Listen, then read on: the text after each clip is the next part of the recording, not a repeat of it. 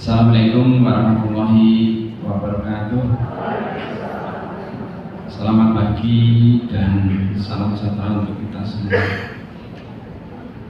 Alhamdulillah kita panjatkan puji syukur kepada Ilahi yang melimpahkan berbagai macam kenikmatan kepada kita semua, terutama nikmat sehat ya Bapak Ibu sekalian yang hadir pada kesempatan ini. Saya selaku moderator ingin menyampaikan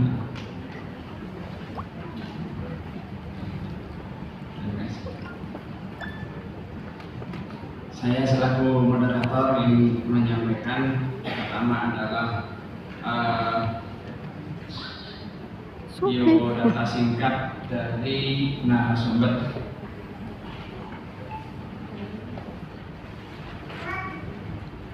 Narasumbernya bernama Muhammad Yusri Saad, SS, Sarjana Sastra Inggris ya, MM Magister Management.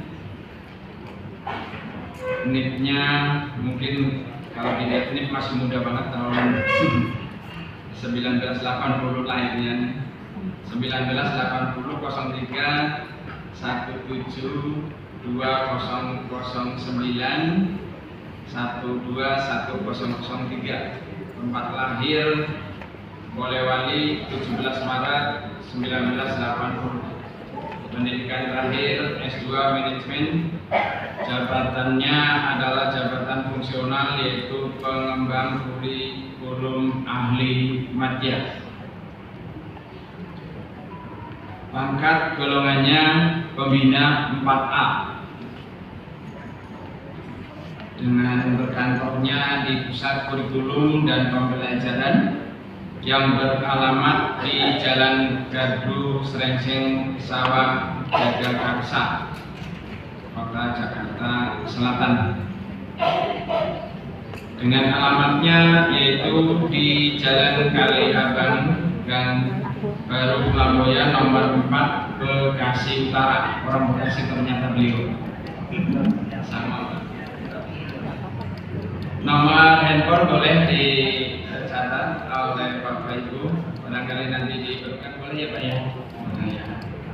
Bisa dikonsultasikan ya, barangkali ada keperluan bisa melalui WA ataupun langsung juga silakan di 085 255 760 710. Boleh diulangi ya, 085 255 760 710, atau alamat emailnya yusrissaad1@gmail.com. Yusris asnabel ya, saad1@gmail.com. Nah itu untuk biodata terkait dengan identitas. Nah kalau riwayat pekerjaan ini dibaca semua sampai selesai, kita hanya kasih waktu sebenarnya sampai setengah 12 ya cukupnya, jam 11 ya, sampai jam 11.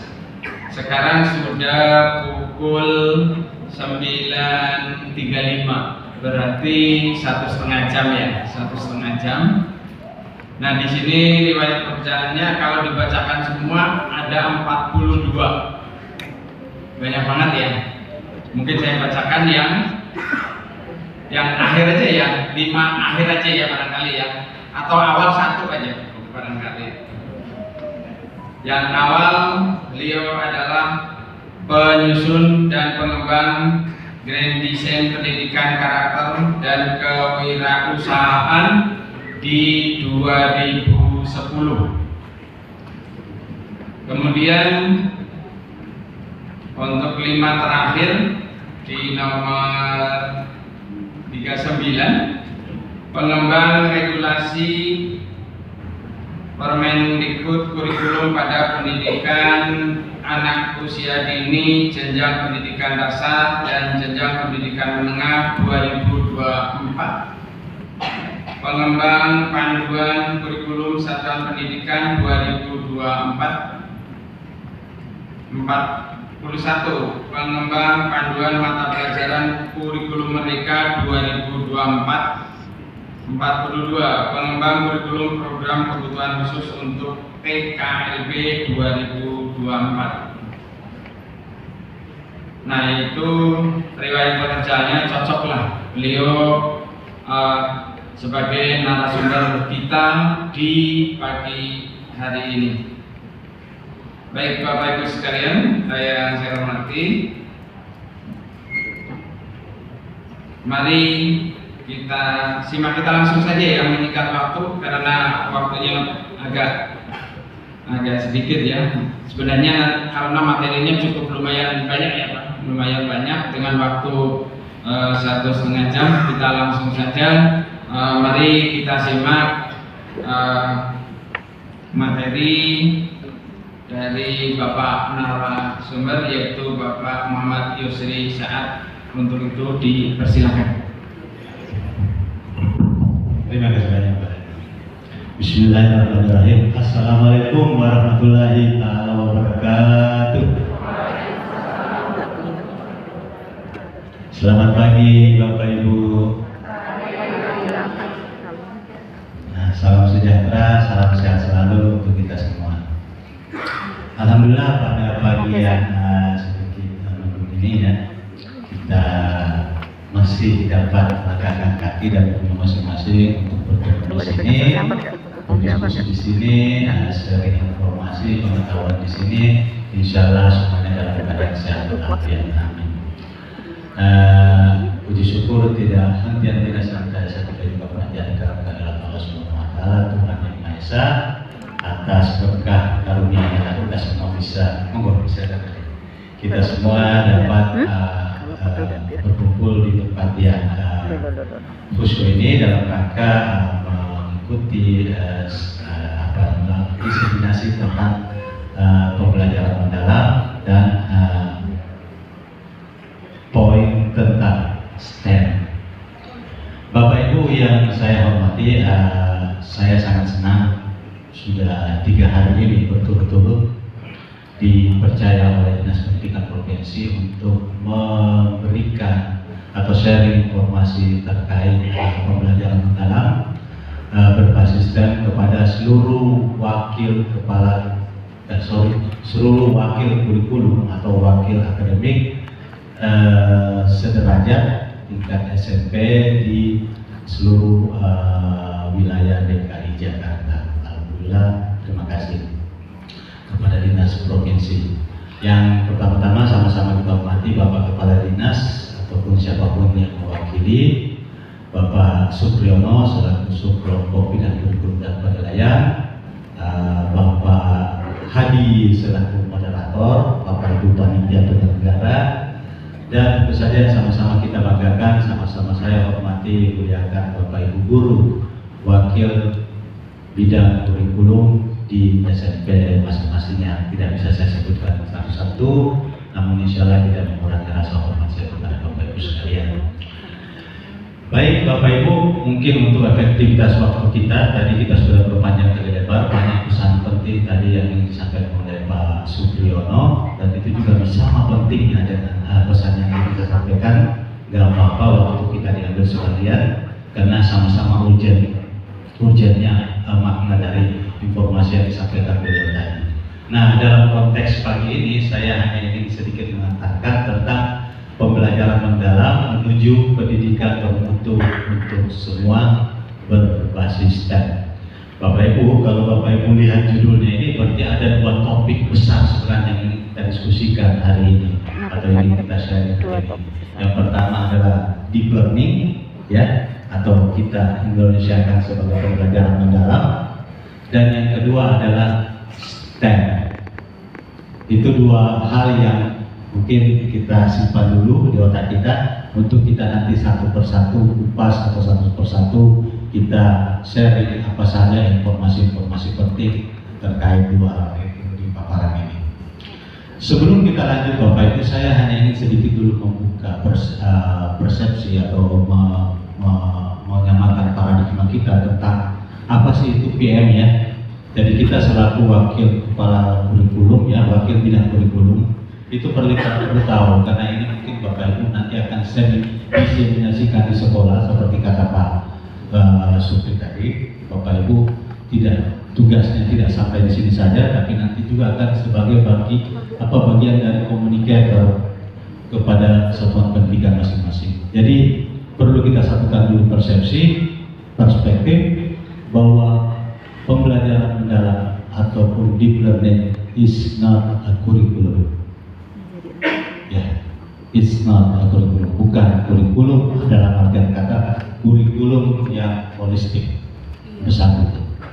But PM atau DL is a part of kurikulum, bagian dari kurikulum. Kalau ada bilang udah ganti lagi kurikulum kita menjadi deep learning, bukan ya. Jadi deep learning is a part, bagian dari kurikulum. Nah, tentu saja Bapak Ibu waka kurikulum sudah pasti tahu semua ya, bahwa ketika kita berbicara kurikulum kita berbicara 4 elemen, 4 aspek ya Bapak Ibu. Apa aspek pertama Bapak Ibu? Itu kita sebut sebagai isi. Jadi ada 4 aspek: isi, tujuan, proses, penilaian. Itu 4 aspek yang membentuk kurikulum.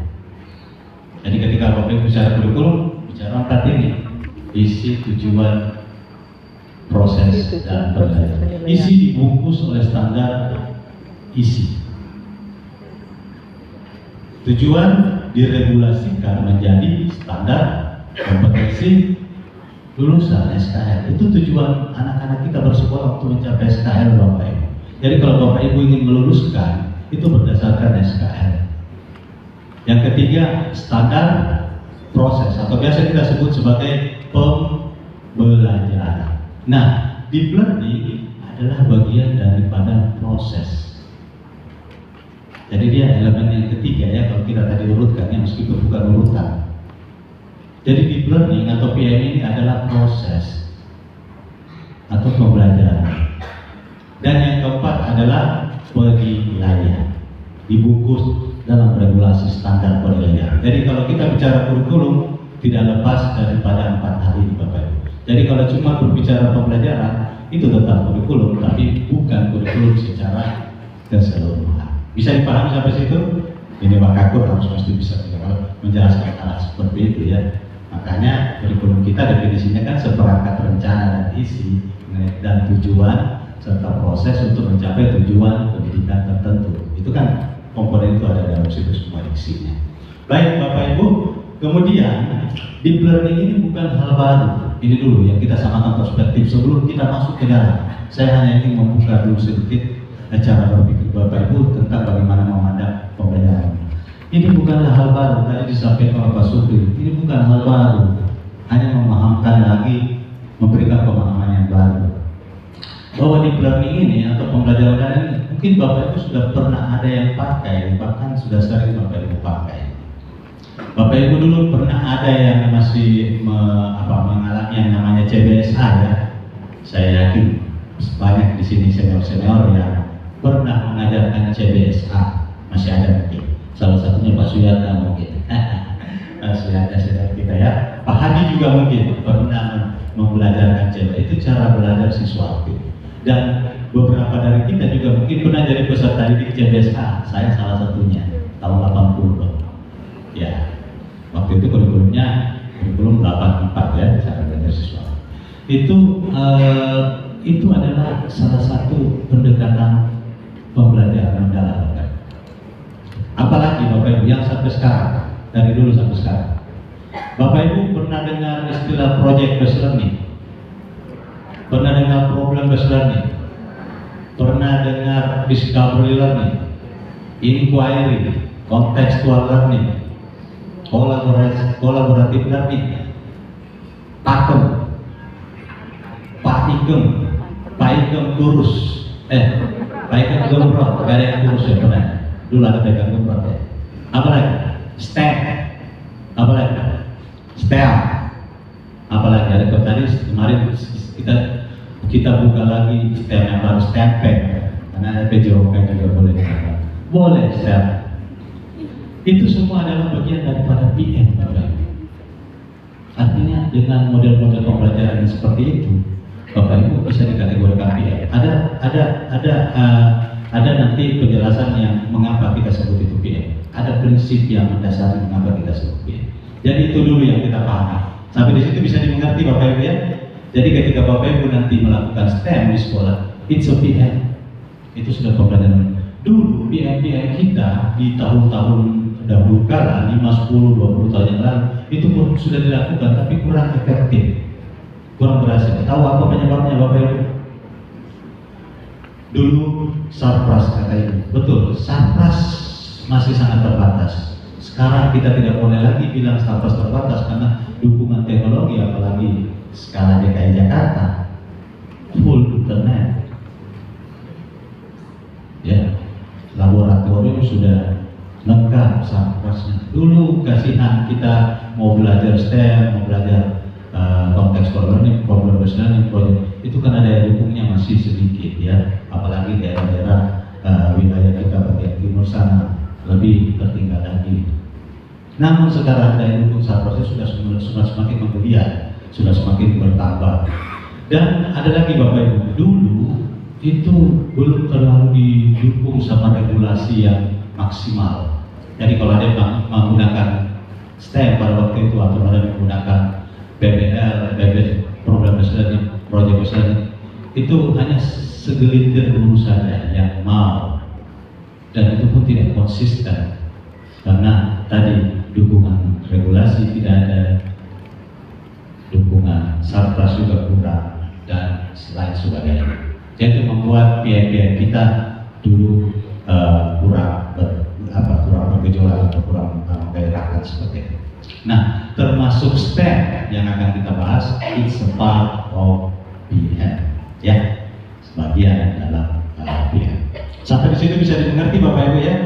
Oke, jadi PM adalah sebuah pendekatan pembelajaran, bukan sebuah kurikulum, tapi dia part atau bagian dari kurikulum.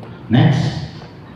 Bapak Ibu, ini garis besar yang mau saya antarkan, namun waktu kita kurang ya, nanti kita akan ikuti saja satu persatu. Next, ini pendahuluan. Next, ada latar belakang. Nah, ada latar belakang tentu saja. Mengapa kita perlu PM?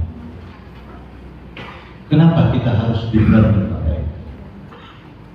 Bapak Ibu, kalau Bapak Ibu lihat di slide di atas, pertama ada terjadi sebenarnya perubahan masa depan itu sulit diprediksi.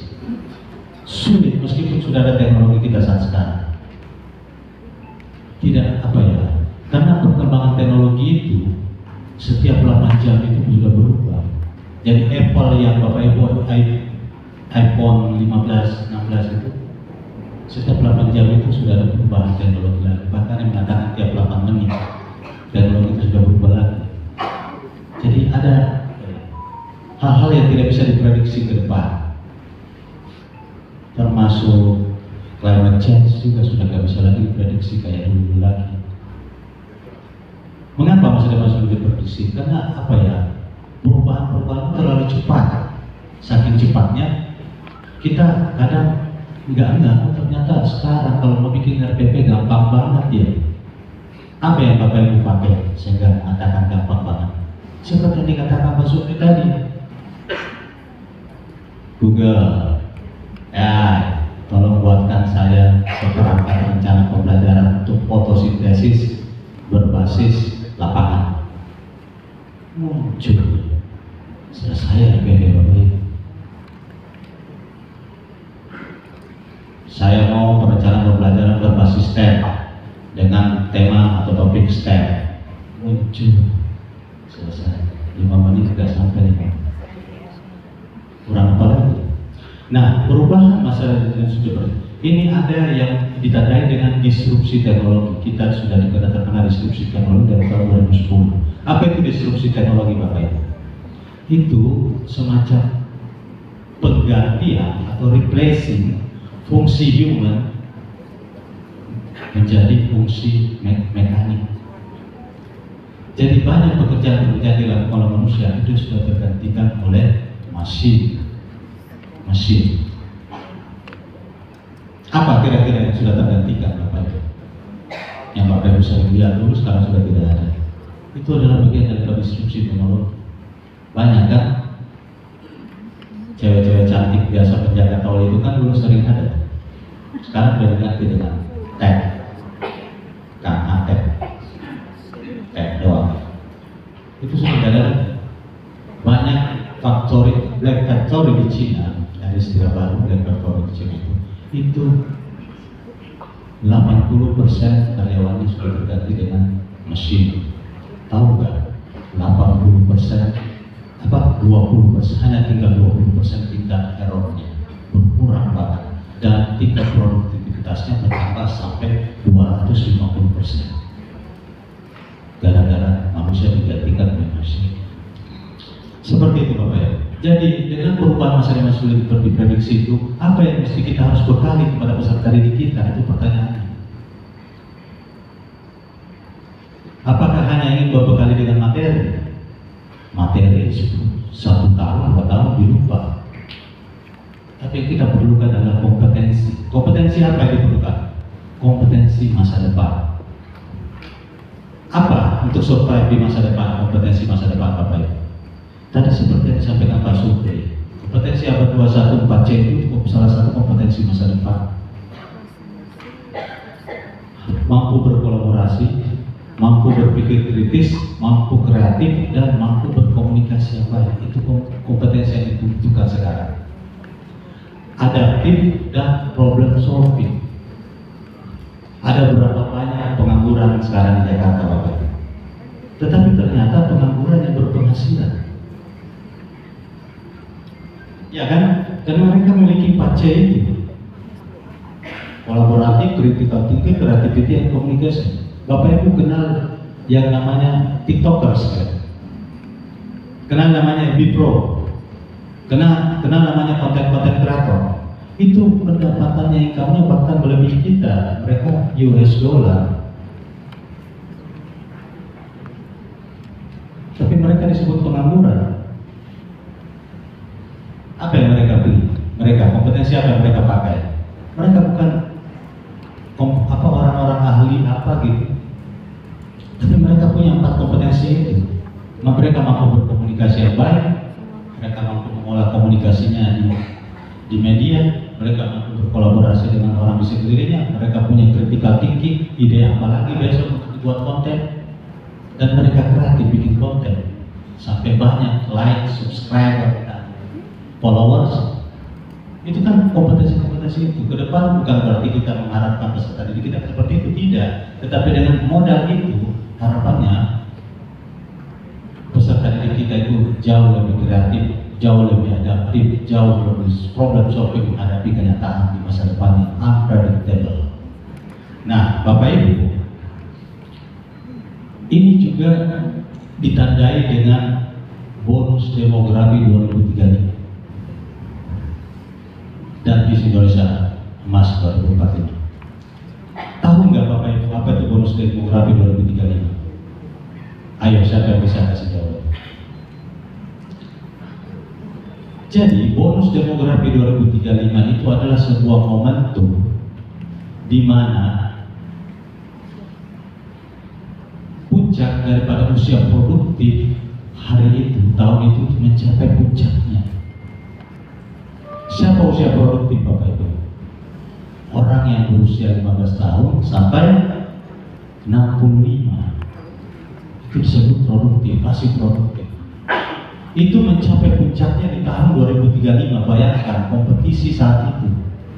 Bapak Ibu yang dia hadapi sekarang di kelas itu adalah orang-orang yang Bapak Ibu berhadapan dengan tahun 2035. Sekarang aja bersaing dengan pekerjaan semakin sangat kompetitif. Sekarang aja pekerjaan semakin berkurang. Bayangkan 2035. Apalagi yang tadi saya bilang ada disrupsi teknologi. Bayangin coba. Semakin. Apakah profesi kita juga masih bisa bertahan kira-kira? Saya yakin masih. Guru cannot be replaced by the robot atau mesin. Ada hal yang tidak bisa dilakukan AI. Tapi kalau Bapak Ibu mau ajak debat soal akademik dengan AI, kalah Bapak Ibu. Tapi ada hal yang nggak bisa diajarkan oleh AI, yaitu karakter, empati, dan lain sebagainya menyangkut SDM individual. Itu yang tidak bisa diajarkan oleh AI.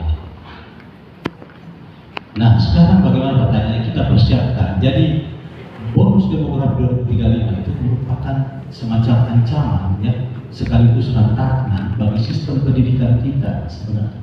Nah, pertanyaannya, apakah kita sudah berbenah dengan sistem pendidikan kita? Bapak Ibu masih melakukan conventional learning nggak? Yang mana itu conventional learning? Yang D3 itu, datang, duduk, diam. D3CP, catat pulang. Apakah masih seperti itu? Katanya mau menyongsong 2035, dosa besar kita mempersiapkan siswa kita bertarung di 2035 dengan conventional learning. Tidak akan muncul itu komunikasi. Kenapa? Karena yang Bapak Ibu hasilkan dengan data duduk diam itu hanya introvert sejati.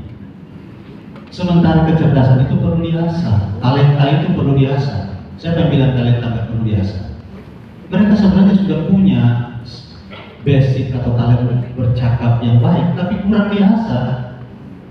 Nah, harusnya diasah di pendidikan, harusnya diasah di tempat-tempat pendidikan seperti sekolah.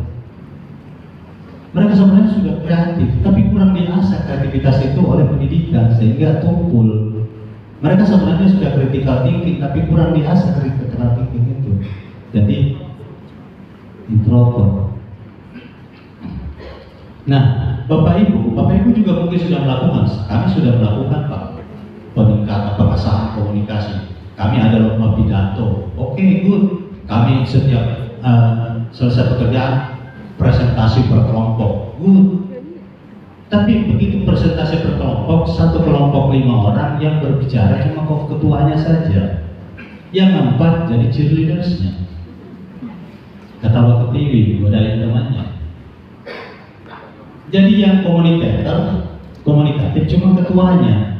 Harusnya kalau misalnya Bapak Ibu ada 5 slide PPT anak itu, kelompok itu 5 anggotanya, setiap orang itu bawa 1 slide, suruh ngomong 1 orang. Jadi Bapak Ibu sudah lihat sejauh mana perkembangan komunikasi anak itu. Karena sekarang Bapak Ibu mohon maaf ya,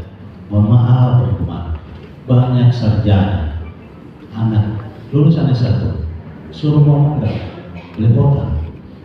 S1 saya banyak temukan itu budaya, suruh ngomong. Kalau Bapak Ibu mau ngetes anak Bapak Ibu aja lah, kalau masih ada yang SMA atau S1, suruh ngomong, suruh bawa satu tema atau topik dengan bahasanya sendiri. Bisa nggak dia berkomunikasi dengan baik? Tes sendiri. Nah, itu yang mesti diasah di sekolah Bapak Ibu. Keterampilan itu, kompetensi itu bukan lagi menjejali mereka dengan materi yang terlalu padat. Padahal dari 2004 kurikulum kita sudah berbasis kompetensi, bukan berbasis materi. Nah, seperti itu Bapak Ibu. Nah, oleh karena itu kita perlu mengasah itu semua supaya anak kita itu ke depan siap menghadapi tantangan futuristik yang unpredictable. Bayangkan tadi saya sudah kasih gambaran, 2035 itu adalah momen di mana usia produktif sangat banyak mencapai puncaknya dan lapangan pekerjaan sedikit. Buktinya 2025 saja ini persaingan lamaran pekerjaan itu sangat kompetitif. Belum lagi tadi yang saya maksud disrupsi teknologi. Bayangkan 10 tahun ke depan bagaimana disrupsi teknologi itu menguasai bidang-bidang yang kerjakan manusia.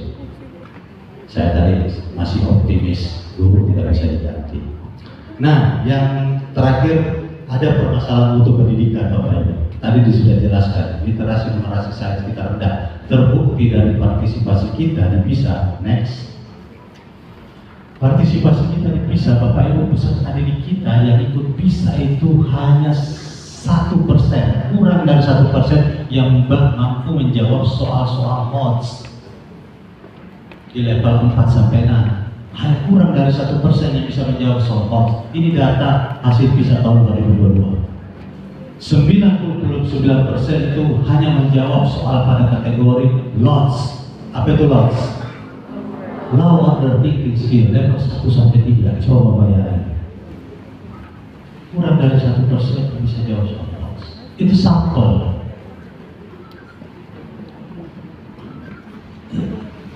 Dan kaliber ini sama dengan apa yang disampaikan Pak Sofi. Sampelnya DKI dari. Nah, jadi nggak usah jauh-jauh bicara soal Papa, Mata Buah, Toraja, Bijaya, Jakarta. Sama apa tadi? DKI, DIY. Sudahlah itu. Pokoknya kita harus siapkan anak kita untuk keterampilannya. Jadi itulah mengapa semua kita perlu melakukan perubahan, transformasi pembelajaran di kelas dengan menggunakan deep learning. Kalau tidak dengan PM, maka it's a conventional learning. Apa itu conventional learning? Sekedar hafalan sebulan 2 bulan hilang. Nah, pertanyaannya, deep learning itu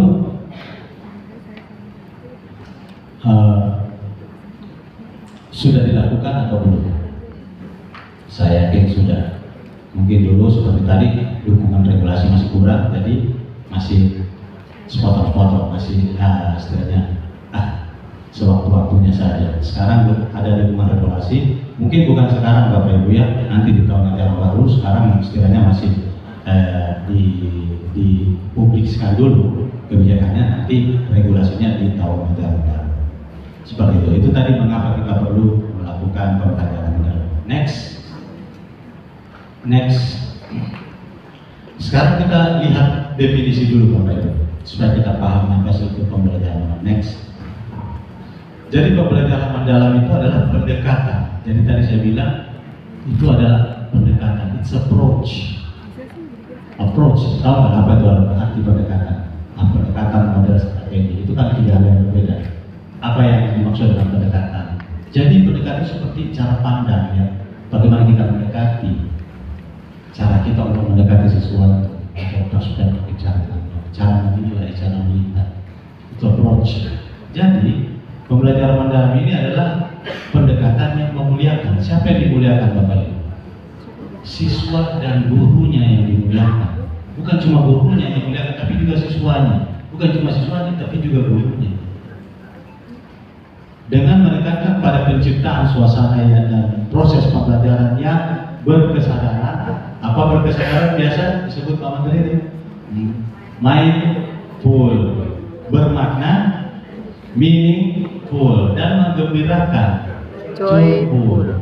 Jadi prinsip pembelajaran mendalam yang Bapak Ibu lakukan, mau pakai STEM, mau pakai PBL, mau pakai contextual learning, mau pakai pendekatan berbasis teks, genre, mau pendekatan apa, 5M-nya, kurikulum, whatever. Yang penting Bapak Ibu lakukan dengan berkesadaran, bermakna, dan menggembirakan melalui olah pikir, hati, rasa, raga secara holistik dan terpadu. Next.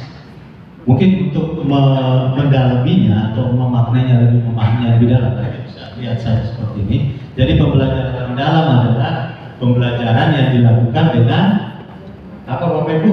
Berkesadaran, bermakna, menggembirakan melalui olah pikir, olah hati, olah rasa, olah raga untuk mewujudkan 8 profil lulusan. Ada yang bertanya, kemarin cuma 6 profil belajar Pancasila ya? Ya, kita tambahkan dari 8 nanti tahun aja depan 8 dimensi profil lulusan. Jadi begitu cara memahaminya. Jadi pembelajaran mendalam adalah pembelajaran yang dilakukan secara berkesadaran, bermakna, menggembirakan melalui olah pikir, hati, rasa, raga untuk mewujudkan profil lulusan. Nanti kalau Bapak Ibu ditanya sama kepala sekolah, jadi tadi udah ikut pelatihan, ikut workshop, loka karya tadi di sini udah. Jadi apa itu PM?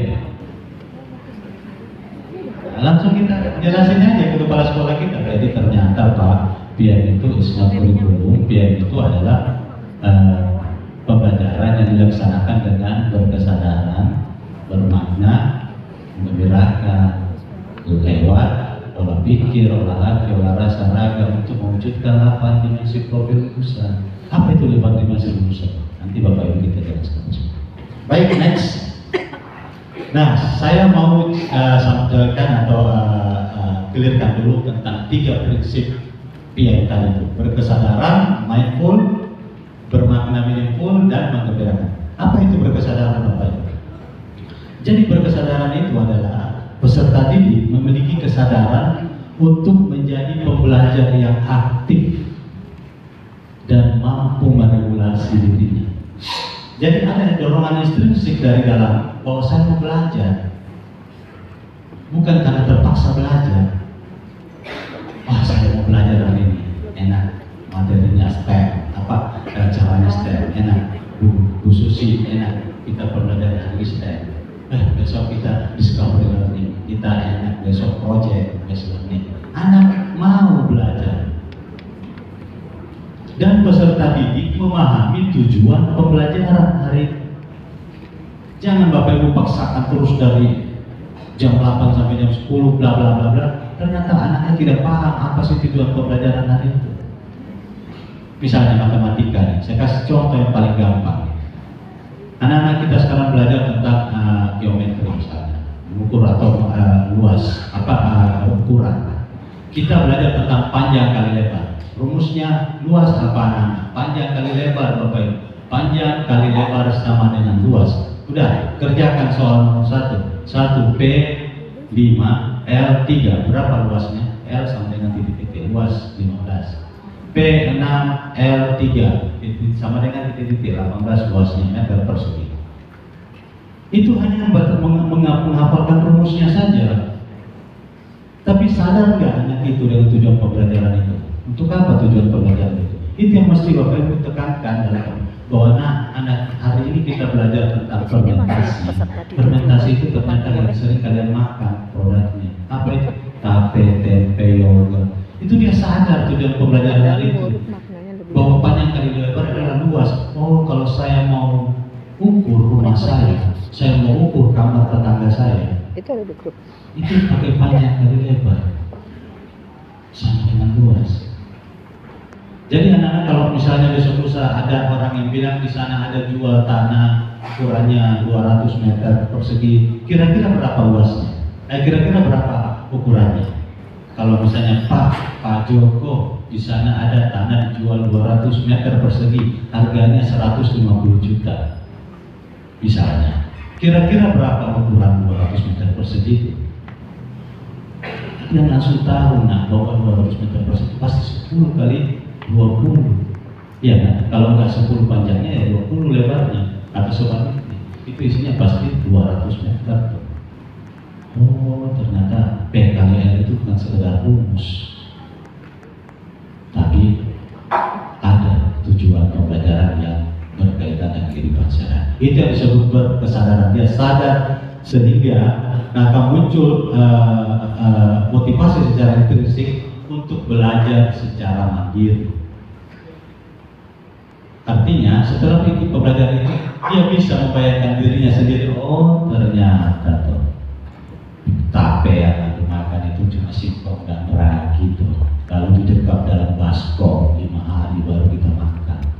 Itu saya juga bisa coba, saya juga bisa buat kalau seperti itu. Namanya mendorong motivasi untuk belajar sendiri. Oh, panjang kali lebar sama dengan luas. Nanti saya akan ukur luas rumah saya. Seperti itu, ada motivasi intrinsik.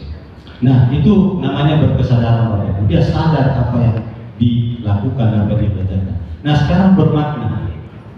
Apa itu bermakna?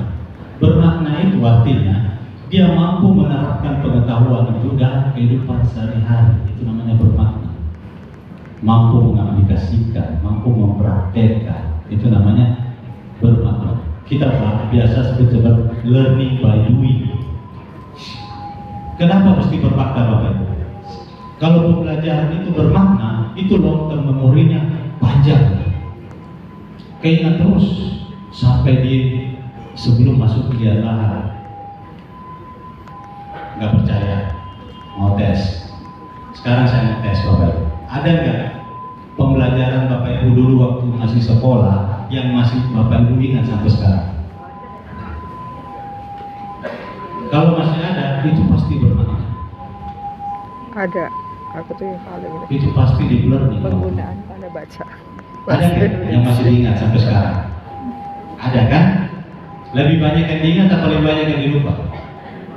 Iya, karena pembelajaran waktu itu mungkin bukan deep learning, tapi konvensional learning aja, datang duduk dia, catat. Tapi karena deep learning itu Bapak Ibu ingat sampai sekarang, karena dia bermakna. Misalnya seperti ini, kita di bawah melihat produksi tempe, kita mata pelajarannya topiknya atau temanya fermentasi kelas 9 SMP atau kelas 12. Judulnya fermentasi. Kita dibawa ke pabrik tempe rumahan. Di situ kita lihat cara pengolahan tempe. Sampai mati pun Bapak Ibu tidak akan pernah lupa pembelajaran itu. Bapak Ibu ingat, saya pernah datang melakukan kunjungan atau studi tour atau namanya simulasi ataupun apapun namanya untuk melihat cara pembuatan tempe sebagai bagian daripada proses fermentasi. Oh ternyata selalu bilang dalam hatinya itu namanya muncul berkesadaran itu. Oh ternyata yogurt yang aku minum cuma campuran fermentasi dari susu dan tape yang dijual penjual gerobak itu, dorong-dorong itu isinya singkong tapi dicampur ragi, itu disebut fermentasi. Karena kalau hanya membahasakan atau mengajarkan definisinya, kan fermentasi adalah mencampurkan 2 atau 3 zat untuk menghasilkan satu zat atau produk baru. Itu kan definisi fermentasi. Jadi mencampurkan ragi dan singkong menghasilkan produk baru yang disebut apa? Tape. Tapi kalau definisi seperti itu aja Bapak Ibu ajarkan itu tidak bermakna. Tapi coba misalnya Bapak Ibu pakai pembelajaran mendalam, STEM, project based learning problem misalnya, itu pasti bermakna dan itu akan diingat sepanjang masa. Long term memorinya panjang. Kalau nggak percaya, flashback sendiri dengan pembelajaran Bapak Ibu bermakna 30 yang terjadi 2 tahun yang lalu. Kira-kira masih ada yang Bapak Ibu ingat ya? Kalau masih ada yang Bapak Ibu ingat, yakin itu bermakna bagi Bapak Ibu. Oke, yang terakhir menggembirakan. Menggembirakan, bagaimana sih menciptakan pembelajaran menggembirakan? Bapak Ibu perlu menerapkan suasana belajar yang positif, tidak dalam tekanan maksudnya, tidak dalam kecemasan, menyenangkan, menantang, dan memotivasi. Nah, bagaimana semua itu bisa muncul kalau Bapak Ibu pakai data duduk dia? Catat pula, tidak akan muncul. Kecuali Bapak Ibu terjadi dalam ada kolaborasi, ada identifikasi, ada komunikasi, ada mobilisasi, ada sensor motorik yang bergerak, ada komunikasi. Maka semua itu akan muncul. Yaitu dengan Bapak Ibu mengambil PM sebagai solusinya. Nah pertanyaannya, mau apa tidak? Bayangkan 2035 anak yang duduk sekarang itu Bapak Ibu persiapkan untuk itu. Jadi kurikulum yang diciptakan sekarang ini bukan dirancang untuk menghadapi situasi saat ini Bapak Ibu. Kurikulum yang dirancang tahun 70-an itu untuk mempersiapkan anak di generasi 80-90-an. Jadi kita merancang kurikulum hari ini untuk anak-anak di masa depan, bukan untuk hari ini. Nah, bayangkan Bapak Ibu, jika Bapak Ibu masih mempersiapkan anak-anak Bapak Ibu yang saat ini duduk di bangku kelas 789 dengan konvensional learning, sementara kita suruh dia 10 tahun ke depan untuk bertarung dengan keadaan di zaman itu, tidak ada modal komunikasi, tidak ada modal kolaborasi, tidak bisa bergaul, tidak bisa bekerja sama alias introvert. Tidak ada modal critical thinking, tidak ada modal kreativitas. Bapak Ibu suruh bertarung di 2035. Konsekuensinya Bapak Ibu sudah bisa bayangkan sendiri. Oke, itu 3 prinsipnya Bapak Ibu. Sambil jalan aja. Iya, kayak kemarin sambil jalan aja. Iya. biar kita efektif ya, langsung kali aja. Nah, Bapak Ibu kalau snack boleh langsung ya sambil jalan aja karena waktunya sangat sedikit. Jadi santai aja biar materinya bisa Bapak Ibu serap. Yang penting kita tertib aja dan patuh. Baik, next Bapak Ibu.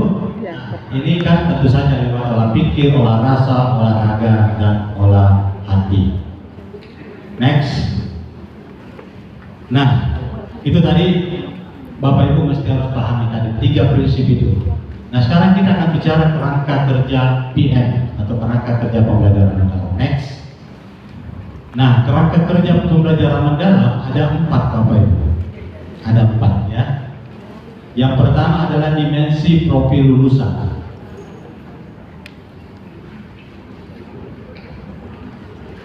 Ini tadi yang saya maksud 8 dimensi profil lulusan. Yang kedua, ada prinsip pembelajaran. Nah, prinsip pembelajaran yang tadi itu meaningful, mindful, and joyful, bermakna, berkesadaran, dan menggembirakan. Itu prinsip PM. Nah, kerangka ketiga adalah pengalaman belajar. Ini pengalaman belajar itu ditandai dalam proses pembelajaran mesti muncul yang namanya proses memahami, proses mengaplikasi, dan proses merefleksi. Mesti muncul 3 hal ini.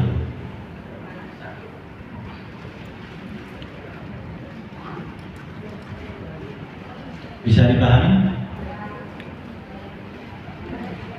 Ya, jadi prinsip kerangka yang ketiga itu pengalaman belajar. Selain dia punya prinsip yang 3, bermakna, berkesadaran, dan menggembirakan, dia ada pengalaman belajar. Pengalaman belajar itu mesti muncul dalam pembelajaran, yaitu proses memahami, ada proses mengaplikasi, dan ada proses merefleksi. Whatever modelnya, apapun modelnya, model apa? Model pembelajarannya.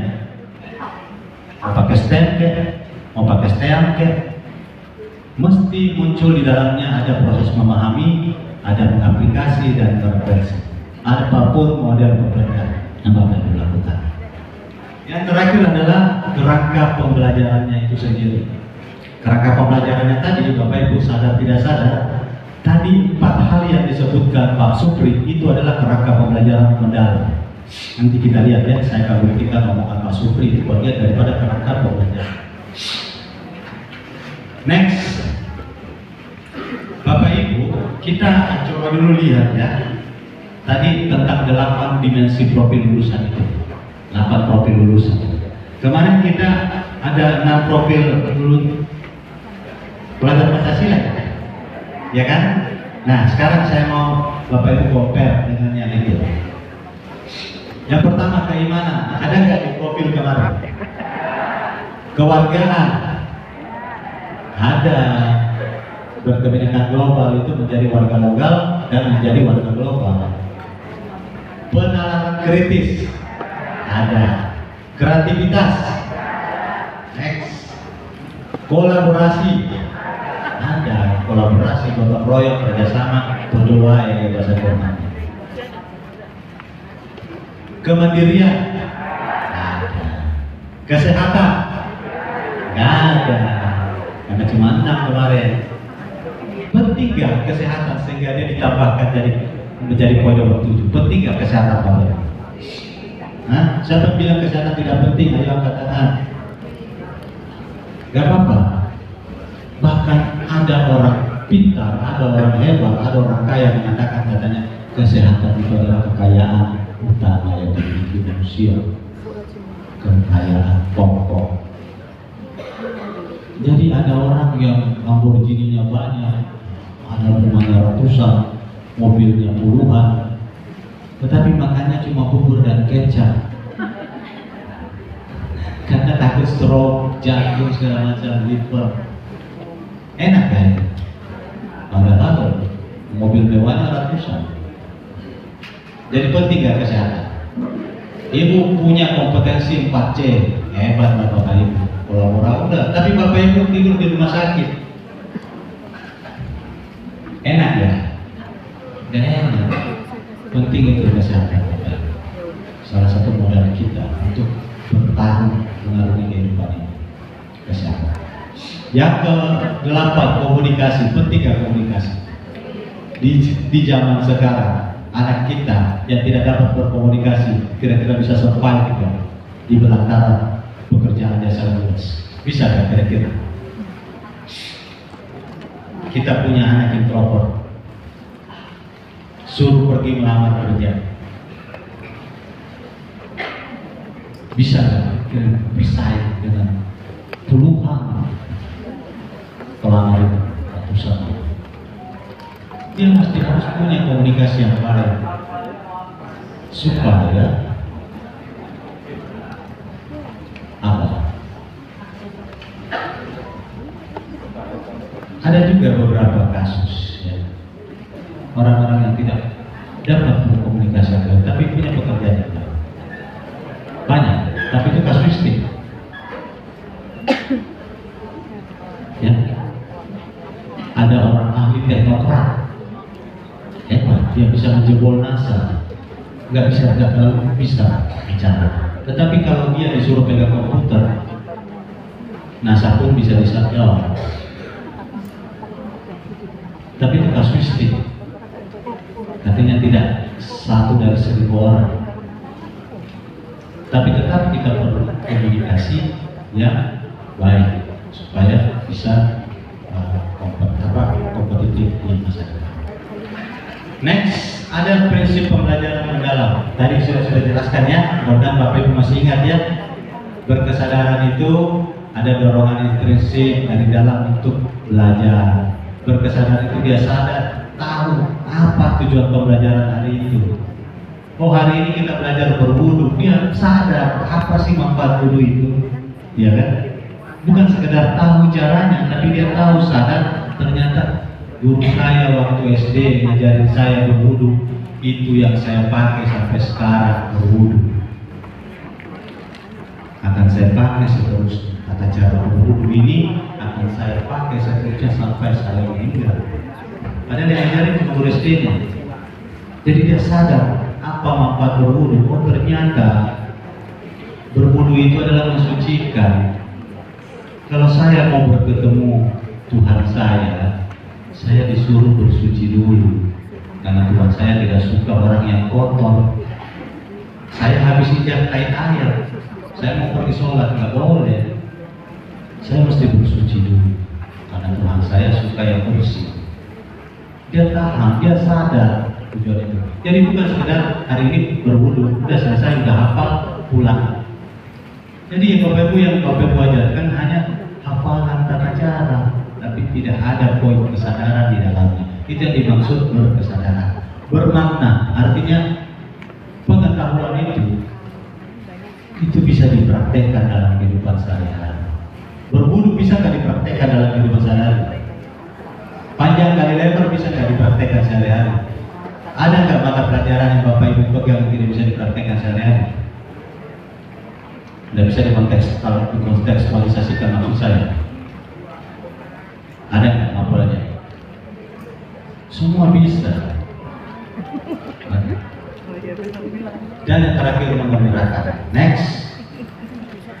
Nah, Bapak Ibu, itu tadi prinsipnya. Nah, sekarang kita bicara tentang pengalaman belajar. Pengalaman belajar itu adalah pengalaman yang didapatkan dalam belajar, dalam pembelajaran. Apa pengalaman itu? Anak-anak mengalami proses memahami. Kemudian anak-anak akan mengalami proses mengaplikasi. Anak-anak juga akan mengalami proses merefleksi, sehingga muncullah yang disebut pembelajaran mendalam. Kira-kira Bapak Ibu kalau datang duduk diam, kira-kira akan mengalami pengalaman belajar ini enggak? Kagak, karena dia cuma mungkin memahami saja, sampai dipahami aja. Dia tidak praktek, dia tidak mencoba, dia tidak mengkontekstualisasikan, dia tidak melakukan. Padahal learning by doing, long term memory-nya jauh lebih panjang daripada learning by listening. Kalau saya kasih tahu panjang kali lebar sama dengan luas, ingat itu anak-anak. Ketika muncul soal panjang kali lebar, ketika muncul soal menanyakan luas, pasti rumusnya panjang kali lebar, P kali L. Itu hafalan. Tapi coba mereka suruh mengukur rumahnya, lumpur taman, lumpur kolam, itu jauh lebih dalam pemahaman itu dan lama melekatnya ketimbang kita cuma bilang ingat kalau dapat soal cari luas P kali L, ingat itu ya. Itu mungkin 1-2 tahun nggak lupa itu. Tapi kalau Bapak Ibu bilang coba urusan itu berarti baik dulu. Itu namanya proses mengaplikasi. Nah, ada lagi proses merefleksi Bapak Ibu. Merefleksi itu adalah membuat self regulation muncul. Ada dorongan dan dalam ternyata fotosintesis yang saya pelajari ini penting banget. Coba bayangkan kalau semua tumbuhan tanaman di muka bumi ini tidak bisa melakukan fotosintesis, apa yang terjadi? Ketahanan pangan anjlok. Tidak akan ada beras, tidak akan ada buah-buahan, tidak. Padahal sepele. Itu namanya refleksi Bapak Ibu. Tadi seperti wudhu. Oh, wudhu bukan cuma sekedar mencuci tangan sampai kaki, tapi ada proses refleksi. Oh, ternyata Tuhan saya tidak mau bertemu saya, atau kita dilarang bertemu Tuhan kita kalau dalam keadaan kotor. Ya kan? Pernah nggak Bapak Ibu merefleksi sampai begitu? Oh, ternyata panjang kali lebar ini untuk mengukur luas, bukan cuma sekedar hafalan. Luas bangunan ini saya bisa ukur dengan panjang dan lebar. Itu berkesadaran, itu merefleksi Bapak. Akan muncul nanti namanya self regulasi. Oh, saya bisa lakukan itu sendiri. Oh, gampang toh. Oh, kata orang Bekasi gancil. Ternyata bikin tape gancil. Cuma apa? Beli singkong, mau beli ragi. Masukkan dia yang bergegap 5 hari atau 3 hari. Jadi dia tape. Saya bisa juga seperti itu. Itu namanya self regulation. Dia bisa melakukan sendiri nanti. Tapi nanti secara mandiri. Anak-anak yang seperti itu sebenarnya yang mau kita ciptakan Bapak Ibu. Yang kita harapkan. Bagaimana caranya? Mesti dengan PM, pembelajaran mendalam. Tidak bisa kalau cuma datang dulu dia. Tidak akan pernah bisa. Oke, itu pengalaman belajar Bapak Ibu. Next. Ini tadi ya, saya sudah jelaskan memahami bagaimana anak itu diajarkan memahami, bagaimana anak itu diajarkan mengaplikasi, mempraktekkan, bagaimana anak itu diajarkan merefleksi. Nah, pertanyaannya apa yang dipahami? Tadi di atas kan sudah dijelaskan. Coba kembali dulu, kembali lagi satu slide. Ini Bapak Ibu, ini yang dipahami. Apa yang kita perlu pahamkan? Ada pengetahuan esensial, ada pengetahuan aplikasi, dan ada karakter yang dipahamkan. Jadi di situ proses pemahaman itu 3 itu yang kita pahamkan. Kemudian 3 itu akan kita praktekkan. Kemudian 3 itu akan kita refleksikan. Next. Nah, ini Bapak Ibu, ini ada 3 jenis pengetahuan yang tadi. Ada pengetahuan esensial, ada pengetahuan aplikatif, ada karakter dan nilai. Ini kan? Nah, bagaimana cara kita mengetahui, memberikan pemahaman tentang pengetahuan esensial? Memahami. Ya mungkin dengan cara memberikan eksplorasi terhadap pengalaman peserta didik. Artinya begini Bapak Ibu, jangan kita masuk kelas ujuk-ujuk langsung mengantarkan materi itu. Eksplorasi dulu pengalaman mereka, pengetahuan mereka sebelum mengucapkan atau mengantarkan tujuan pembelajaran hari itu. Jangan-jangan mereka sudah tahu pembelajaran itu, cuma masih tabu atau masih diraba-raba. Misalnya begini, hari ini kita akan belajar tentang climate change atau bencana alam. Saya mau tanya anak-anak, siapa yang pernah lihat banjir? Saya korban. Oke. Siapa yang pernah lihat tsunami? Pernah di YouTube. Gempa bumi di YouTube. Jadi sebenarnya mereka itu sudah punya pengalaman belajar. Tanpa harus, buka halaman 15, baca temanya bencana alam. Sebenarnya mereka sudah punya, cuma belum digali, belum dihubungkan dengan materi kita hari ini. Tapi ketika dia sudah terhubung, gampang banget mengajarkannya Bapak lagi. Oh, jadi kalian sudah tahu kan apa yang menyebabkan banjir? Ya Bu, apa itu? Gotnya tersumbat, bendungan dibuka, apalagi hujan tidak berhenti, apalagi air pasang dari laut. Itu, jadi mereka tidak perlu diajarkan lagi tentang penyebab banjir, mereka sudah tahu sebenarnya. Cuma kita belum eksplorasi pengetahuan mereka. Nah, ketika sudah eksplorasi akan lebih gampang mengajarkan materi. Next, pengetahuan esensial. Contohnya seperti apa? Kalau di dalam bahasa ada struktur, ada grammar, keterampilan berbahasa, bacaan, itu semua adalah kemampuan esensial. Di matematika, pengetahuan esensial apa? Ada geometri, ada pengukuran, aljabar, ya. Di IPA ada apa misalnya? Ada fotosintesis, itu semua materi esensial. Nah, bagaimana dengan pengetahuan aplikatif? Apa itu pengetahuan aplikatif? Pengetahuan yang bisa kita praktekkan. Misalnya, dalam bahasa, ini masih contoh bahasa ya. Kita menginstruksikan atau memberikan kesempatan kepada peserta didik untuk menulis, ya, menggunakan keterampilan menulis mereka untuk menyusun laporan. Mereka sudah belajar bahasa Indonesia, diajarkan di bahasa Indonesia keterampilan menulis. Kita pakai keterampilan menulis itu untuk menulis laporan STEM. Itu kemampuan aplikatif, apalagi kemampuan aplikatif. Saya bisa mengukur luas, suruh bawa meter, itu kemampuan aplikatif semua. Saya bisa berburu, itu kemampuan aplikatif. Nah, bagaimana dengan nilai dan karakter yang mesti kita pahamkan di dalamnya? Ini penting Bapak Ibu, nilai karakter. Jadi nilai karakter selalu muncul dalam pembelajaran Bapak Ibu apapun itu. Selalu sampaikan pesan moralnya. Karena disitulah fungsi kita yang tidak tergantikan sama AI. Jangan lupakan itu. Bapak Ibu masih hadir karena AI tidak bisa sampai ke situ. Mendidik karakter, nilai. Tapi kalau cuma pengetahuan, kalau sudah kita kalah jauh sama yang lain. Kalau cuma mau mendelivery pengetahuan aja ya, kalah kita sama yang lain. Nah, contohnya misalnya tetap dalam bahasa. Nah, anak-anakku, bahasa itu penting. Bahasa itu dengan bahasamu yang baik, sopan, benar, itu bisa mendatangkan 1000 teman buat kamu.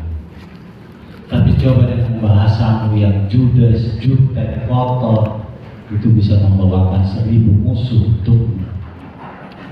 Coba, kalau nggak percaya, coba tanyain dia jelek, coba, pasti dia akan jadi musuh. Jadi hati-hati menggunakan bahasa. Nah, bahasa itu memang sepele, tapi hati-hati. Bahasa-bahasa yang kalian pakai, anjir, apa segala macam itu kurang sopan. Itu menyakiti hati orang. Coba mau nggak kamu dibilangin seperti itu? Itu kan sinonim dari animal. Mau nggak kamu dibilangin animal? Nggak mau kan? Jadi di situ Bapak Ibu dalam materi apapun yang Bapak Ibu sampaikan, tolong. Oh, saya kan guru matematika. Ngapain saya ngajarin karakter? Tolong Bapak Ibu. Bapak Ibu itu bukan pembelajar. Bapak Ibu itu pendidik. Itu ingat selalu. Beda pendidik dan pembelajar. Jangan lupakan selalu tanamkan karakter whatever your subject. Apapun subjek, mau IPS, kan tugasnya karakter itu guru agama dan guru Pancasila ya. Jangan Bapak Ibu. Bapak Ibu itu pendidik, bukan pengajar. Baik, next. Ini ada tadi memahami. Sekarang kita mengaplikasi. Mengaplikasi itu seperti contoh-contoh yang saya sampaikan tadi ya. Kita bisa melakukan praktik berwudu, kita bisa mengukur luas, kita bisa membuat tempe anak-anak besok bawa ragi sama singkong, kita bikin TKP, kita akan panen untuk minggu depan, atau kita akan buka minggu depan KP-nya sama-sama. Tapi itu kan proses belajar, materinya fermentasi kan, nggak apa-apa, itu namanya praktik. Next, nah sekarang merefleksi. Sudah dia memahami, sudah dia mempraktekkan, waktunya untuk refleksi. Refleksi ini seperti apa misalnya? Misalnya, suruh mereka menilai diri sendiri terhadap tujuan pembelajaran yang dikerjakan. Apakah kamu sudah paham tujuan pembelajaran tadi? Apakah kamu belum paham? Suruh mereka. Kalau perlu mereka dapat membuat ringkasan materi tentang pemahaman mereka terhadap pembelajaran itu. Sekarang saya mau anak-anakku ambil secari kertas, tuliskan pengalaman belajar apa yang kamu dapatkan selama 4 kali pertemuan ini. Guru nanti akan bisa lihat siapa yang paham dari tulisan mereka. Ah, ini tidak paham ini, tidak paham. Oh, ini paham, ini paham. Itu namanya pengalaman merefleksi. Anak tahu apa yang dipelajari dari 4 kali pertemuan itu. Selalu tanyakan, selalu kecil merefleksi, sehingga muncul yang namanya berkesadaran. Sadar dia, oh ternyata fermentasi ini tuh yang saya makan tiap hari, tempe dan tahu, itu adalah hasil fermentasi ternyata ya. Pancing, jadi mereka sadar. Jadi apapun materi subjek kita itu selalu dikaitkan dengan konteks sehari-hari. Kalau seperti itu, long term memorinya panjang. Kecuali Bapak Ibu cuma ngasih hafalan, itu paling sebulan 2 bulan hilang. Tapi kalau Bapak Ibu kaitkan dengan keseharian, konteks sehari-hari, persamaan linear. Nah, ini kira-kira apa nih hubungannya? Persamaan linear bisa kita lakukan untuk menghitung untung rugi sebuah perusahaan, misalnya bonus itu dan lain sebagainya.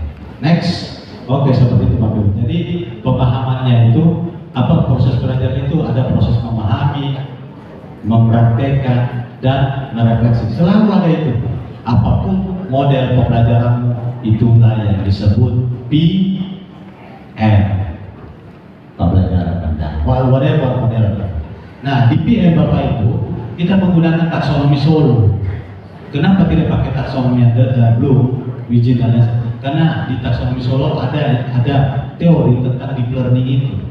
Jadi kalau ditanya mengapa pakai taksonomi, karena dalam taksonomi ada teori tentang deep learning itu. Nah, di taksonomi Solo ini juga hierarki ya Bapak Ibu, mulai dari pre-structural, unistructural, multi-structural, relational, extended, abstract. Ini juga seperti Bloom, dia hierarki. Mulai dari sini pre-structural, tidak akan mungkin dari sini ya. Kita langkahin aja. Kenapa sih pre-structural? Fail, inkompeten, tidak kompeten, miss point. Jadi tidak mungkin lah kita mulai dari sini. Karena kita mungkin mulai dari sini. Unit structural, mereka mampu mengidentifikasi, mereka mampu menamai, mereka mampu memberikan contoh. Itu kata-kata kerja operasionalnya taksonomi Solo. Kemudian di multistruktural, apa kata kerja operasionalnya? Mengkombinasikan, menjelaskan, mendescribe, menggambarkan, enumerate, itu performance, skill, mempraktekkan, melist, membuat data. Itu kata kerja kita semua. Nah, di relational ada menganalisis, ada mengaplikasi, berargumen dan lain sebagainya. Di extended abstract ada mencipta, ada memformulasikan, ada menjelaskan. Nah, sekarang kita lihat taksonomi ini dalam konteks taksonomi Bloom yang biasa Bapak Ibu pakai. Next. Di taksonomi Bloom kita mengenal ada C1 sampai C6 ya Bapak Ibu ya. Mulai dari apa C1? Mengingat, ya. Apa yang C6-nya? Mencipta. Kalau kita korelasikan dengan taksonomi Solo, seperti ini korelasinya. Di mengingat, ini tadi pre-structural, nggak mungkin di sini ya. Sini, ini katanya kompeten, tidak mungkin anak kita nggak. Mulai dari unistructural itu setara dengan mengingatnya Bloom. Multistruktural setara dengan memahaminya Bloom. Relasional setara dengan menerapkan dan menganalisisnya Bloom. Berpikir abstrak setara dengan mengevaluasi dan menciptanya Bloom. Nah Bapak Ibu, dalam tujuan pembelajaran Bapak Ibu nanti mau ciptakan di kelas, boleh pakai taksonomi Solo, boleh pakai taksonomi Bloom, atau boleh pakai taksonomi apa saja yang Bapak Ibu bisa korelasikan dengan pengalaman belajar ini. Ini pengalaman belajar, ini bukan taksonomi, yang ini. Berarti Wijin udah diganti Bapak. Ini pengalaman belajar BN. Yang tadi, apapun taksonomimu, korelasikan dengan ini. Kalau memahami dikorelasikan pakai Bloom ya misalnya, itu masuk di memahami dan mengingat. Kalau di Bloom. Kalau mengaplikasi itu masuk di menerapkan dan menganalisisnya Bloom. Kalau mengrefleksi itu masuk mengevaluasi atau menciptakan Bloom. Bisa dipahami sampai situ? Jadi apapun taksonomi yang Bapak Ibu pakai selalu korelasikan dengan pengalaman belajar. Ya, bisa dipahami sampai situ? Nah, saya pasti saya yakin bisa Bapak Ibu kan kali pun belum semuanya. Next, ini ya, saya kasih contoh. Ini perasaan udah berkali-kali saya kasih contoh. Memahami, anggaplah ini ada contoh tentang fotosintesis. Kita kasih penjelasan tentang apa saja yang membuat tumbuhan itu berfotosintesis. Itu pemahaman. Kita kasih definisi tentang fotosintesis, apa hal-hal yang membuat tumbuhan berfotosintesis. Kemudian aplikasinya, siswa menerapkan proses fotosintesis dan karakter keterkaitannya dengan isu ketersediaan pangan. Itu prakteknya. Atau misalnya kalau tadi panjang kali lebar, prakteknya bagaimana? Suruh mengukur gedung, suruh mengukur ruangan, ya kan? Suruh mengukur bola, itu prakteknya. Berwudu, prakteknya apa? Ya berwudu, ya kan? Itu yang harus merefleksi. Nah, bagaimana merefleksinya? Tadi ini konteksnya fotosintesis. Mereka merefleksi dengan mengaitkan fotosintesis dalam konteks yang lebih luas dan menyadari perannya terhadap isu nyata seperti ketersediaan pangan. Kasih ibu kasih pertanyaan pemantik. Bagaimana anak-anakku kalau misalnya tidak terjadi fotosintesis lagi kepada seluruh tumbuhan di muka bumi ini? Apa yang terjadi? Itu memancing mereka berefleksi. Astaga, ternyata fotosintesis yang saya anggap sepele ini ternyata penting. Penting banget ternyata fotosintesis ini. Coba kalau semua tumbuhan tidak bisa berfotosintesis, masih ada semangka, masih ada durian? Tidak ada lagi. Kita akan menjadi apa? Bukan lagi omnivora. Apa yang memakan daging? Herbivora. Karena tidak ada lagi yang bisa dimakan dalam bentuk nabati. Karena tidak ada lagi tumbuhan yang bisa berfotosintesis. Kita semua jadi kanibal, karnivora. Wah, geleng-geleng lah nanti yang punya stroke. Iya, punya jantung, wah tiap hari makan daging. Oke, seperti itu bisa dipahami Bapak Ibu, ya. Bagaimana cara membelajarkan pengalaman belajar ini ya? Mulai dari memahami, kasih dulu pemahaman. Merefleksi, biarkan mereka praktik. Mengaplikasi, biarkan mereka praktik. Refleksi pembelajaran itu apa keterkaitannya dengan kehidupan sehari-hari, supaya muncul long term memory. Long term memory pasti akan memuliakan gurunya, akan memuliakan kita siswa. Ya, kita akan hanya mengingat kepada guru yang pernah melakukan pembelajaran bermakna kepada kita. Guru yang tidak pernah mengajarkan pembelajaran bermakna kepada anaknya itu gampang dilupakan. Next, ini tadi kognitif ya, bagaimana melakukan PM pada ranah kognitif. Sekarang bagaimana melakukan PM pada ranah afektif dan psikomotorik? Tentu saja afektif dan psikomotorik pasti muncul, ya kan? Kenapa? Karena ada mobilisasi, ada komunikasi. Dia tidak datang duduk diam. Kalau Bapak Ibu pakai PM, ya pasti ada kolaborasi. Di situ ada motorik, di situ ada gerak mereka berlari, mereka berpindah. Tempat itu motorik. Ada aspek afektif di situ. Sikap dan perilakunya dalam pembelajaran kelihatan orangnya seperti apa. Oh, yang ini suka menjahili temannya. Dikit-dikit bermain, dikit-dikit main, dikit-dikit main. Oh, yang ini memang nggak bisa ditolerir. Dia suka menendang temannya. Itu kelihatan muncul semua di situ. afektifnya. Jadi di situ guru sebagai fasilitator bisa langsung menekankan yang namanya karakter dan nilai.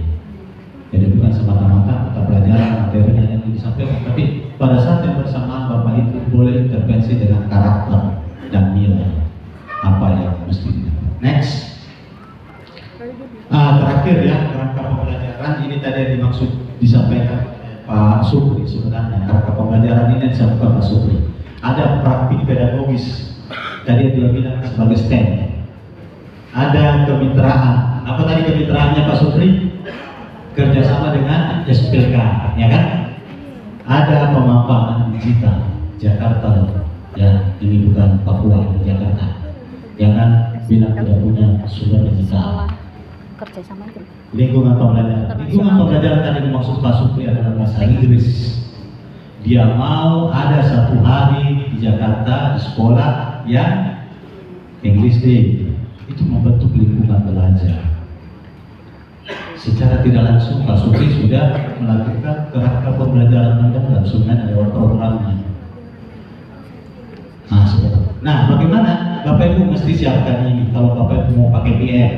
Tapi misalnya Pak, saya tidak bisa bermitra. Oh ya udah, nggak usah dulu. Minimal ada praktik pedagogis dan ada lingkungan pembelajaran. Itu minimal aja.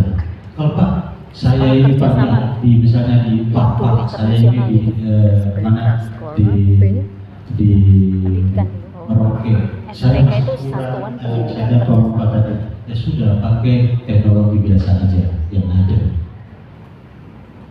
Pak, saya belum mau bermitra, saya masih bisa kerjakan, ya sudah, sendiri aja dulu. Tapi kalau besok ada STEM yang misalnya mengundang puskesmas atau dokter atau perawat, monggo silakan bermitra dengan puskesmas. Tapi saya yakin Bapak Ibu sudah pernah melakukan kemitraan itu dengan polisi ya, dengan tentara, dengan jaksa, pengadilan, daftar, pasti Bapak Ibu. Itu adalah pembelajaran STEM. Asal jangan cuma diceramahi doang. Tetapi dia bagian daripada sebuah pembelajaran yang panjang. Oke, next. Ya, next saja. Ini sudah saya jelaskan tadi. Next. Nah, transformasi guru dalam PN Bapak Ibu ditaruh yang paling atas. Dulu guru di bawah.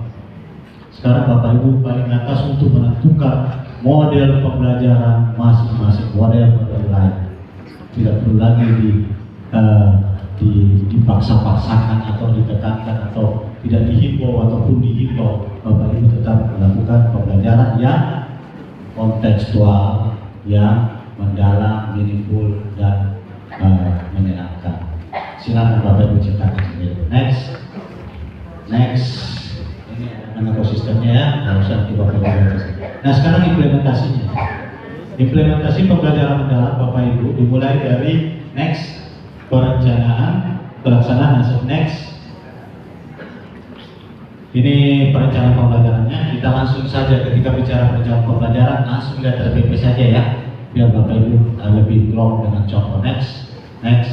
Yang jelas Bapak Ibu dalam perencanaan pembelajaran mesti Bapak Ibu menyusun hal-hal yang perlu dilakukan dalam melakukan PN. Ya, ada model pembelajaran. Ya next. Ya, ada model, Bapak Ibu ikuti prinsipnya, pengalaman belajarnya ada, sintak pembelajarannya ada. Next. Ada pengalaman belajarnya, ada kemitraan, lingkungan, teknologi digital. Bapak Ibu bisa tuangkan itu di RPP-nya. Next. Nah, bagaimana contoh pembelajaran PM dalam MAPEL? Nah, ini contohnya. Bapak Ibu kalau siapa yang guru agama misalnya, guru agama boleh mengajarkan PM dengan model experiential learning. Apa itu experiential learning? Yaitu mengajarkan nilai-nilai agama melalui pengalaman kehidupan sehari-hari. Bapak Ibu boleh pakai experiential learning dalam mengajarkan. Kalau Pancasila, kira-kira model apa yang cocok? Bapak Ibu boleh pakai case study atau studi kasus. Studi kasus tentang apa?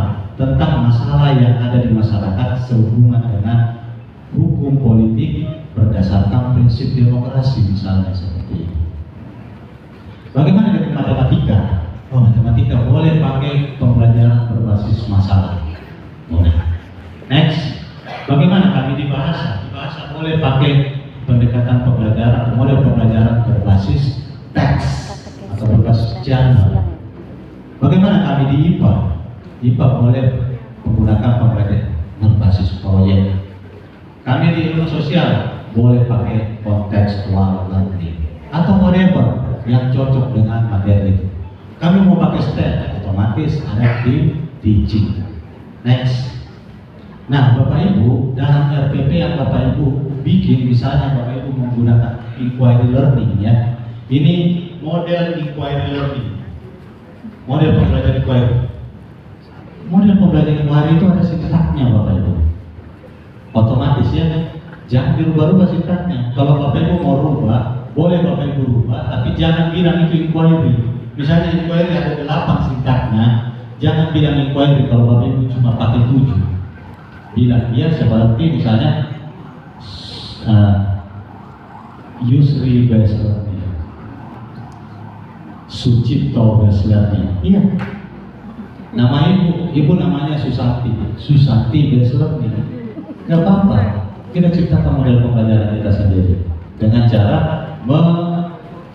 ATM model pembelajaran yang sudah memiliki haki seperti proyek based learning itu. Jangan ganggu sintaknya Bapak Ibu, sudah jelas sintaknya. Kalau Bapak Ibu kurangi sintaknya, ganti, jangan sebut model problem based learning, sebut sesuai dengan nama ibu saja. Berarti ibu yang ciptakan pembelajaran itu, model itu.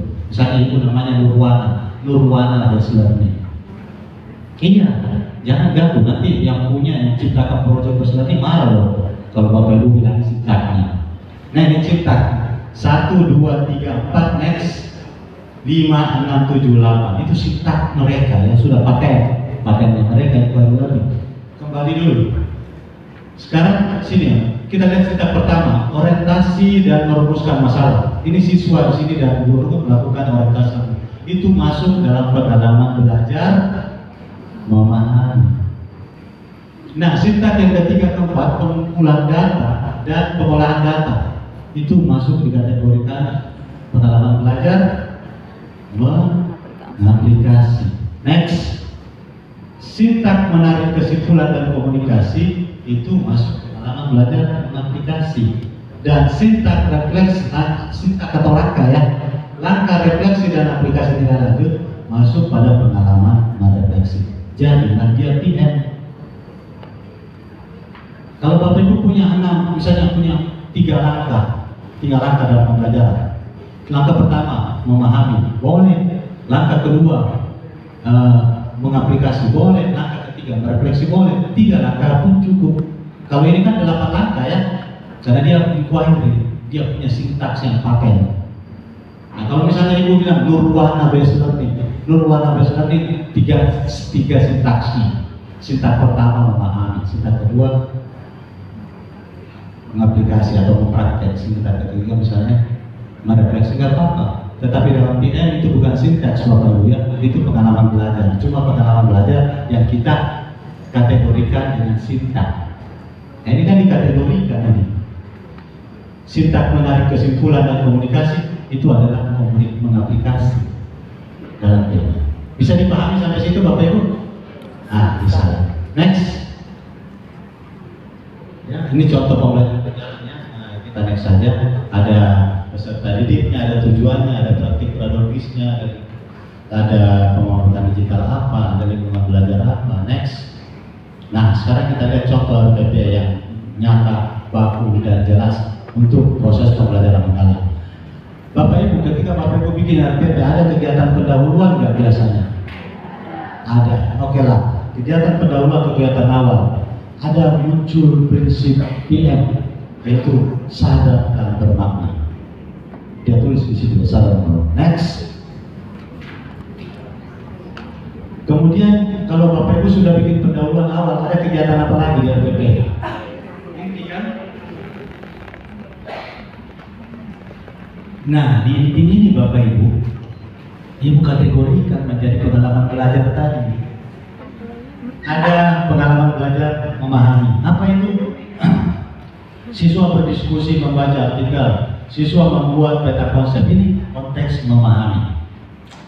Kemudian pada kategori mengaplikasi, pengalaman belajar mengaplikasi, siswa melakukan kunjungan lapangan ke Sungai Ciliwung, siswa melakukan interview, siswa menyimak.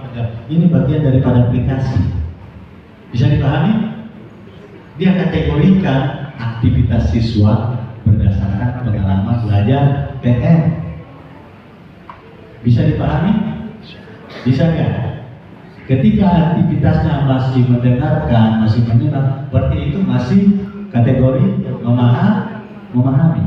Tapi ketika aktivitasnya sudah praktik, melakukan sesuatu, itu sudah apa? Mengaplikasi.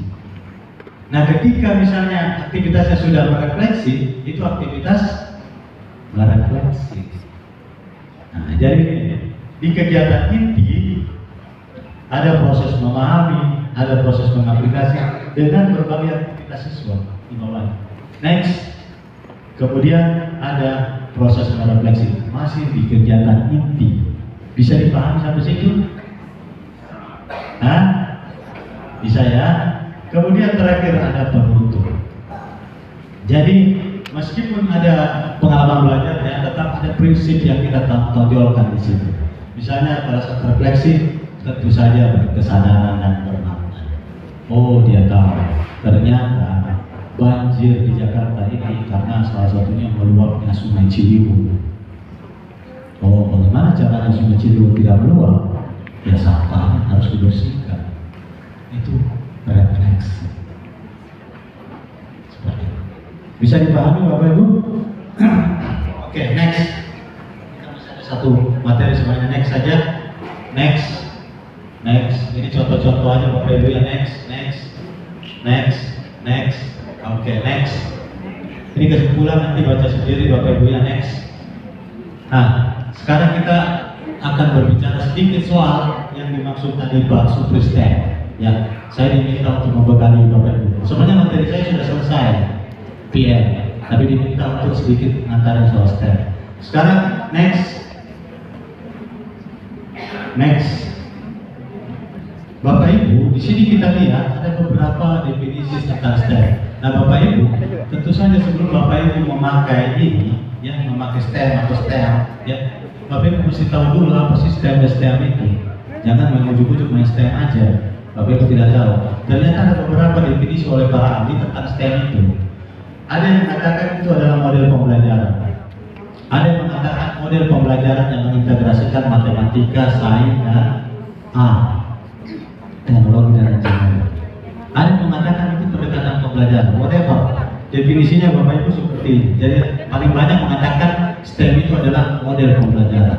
Berarti dia setara dengan project based learning, problem based learning, inquiry, discovery learning. Dia setara dengan itu semua. STEM. Next. Nah, apa yang menjadi materi pokok dalam STEM? Ada sains. Sains itu apa kira-kira mata pelajaran yang mewakilinya Bapak Ibu? IPA, IPS, ya.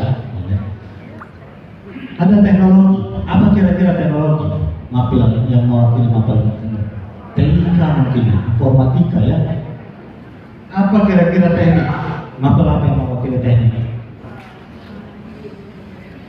Teknik ini cara. Boleh aja tidak ada mapel yang mewakili.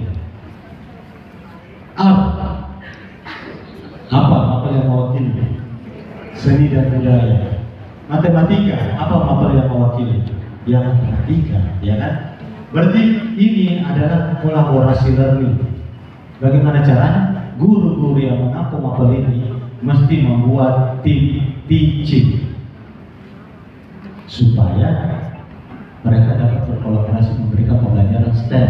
Pak, bagaimana waktunya bentrok? Ya udah, alokasikan waktunya, gunakan sistem blok di struktur kurikulum. Misalnya, sains berapa JP?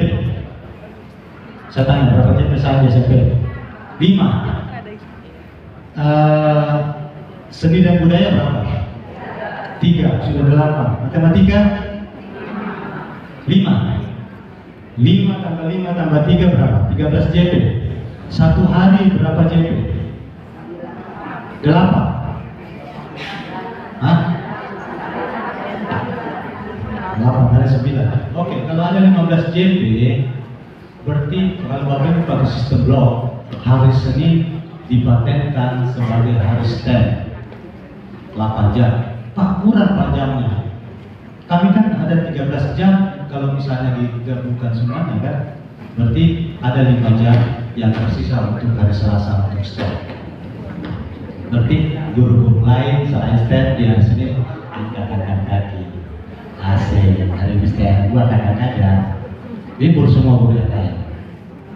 Ya kan kita harus alokasikan waktunya dari mapel yang ada. Mapel yang ada 13 JP ketika ditambahkan semua mapel itu. Satu hari cuma 8 JP. Itu tidak mungkin satu hari tuntas kan, berarti dia harus 2 hari. Berarti hari Senin adalah hari STEM plus hari Selasa setengah hari adalah STEM. Nah, seperti itu. Oke, next. Apa kelebihan kekurangannya? Tentu saja kelebihannya banyak ya.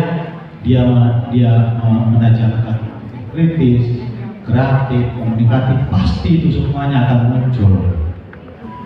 Kalau Bapak Ibu pakai STEM atau pendekatan belajar PM yang lain, pasti akan muncul.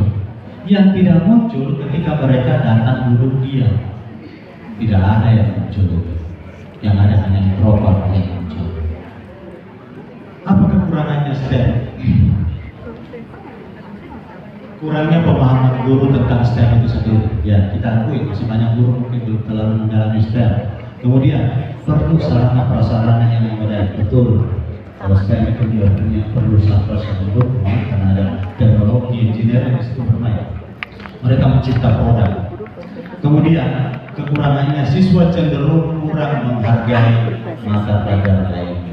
Misalnya agama, Pancasila. Karena itu ada kurikulumnya pelajaran mata pelajaran kolaboratif. Tapi kalau sekarang mereka suka Tapi bisa juga sendiri. karena di situ ada membirakan, bermakna dan berkesadaran. Mereka suka pembelajaran yang begitu, menggunakan metode, tetap pakai langkah-langkah dipanggil ceramah-ceramah.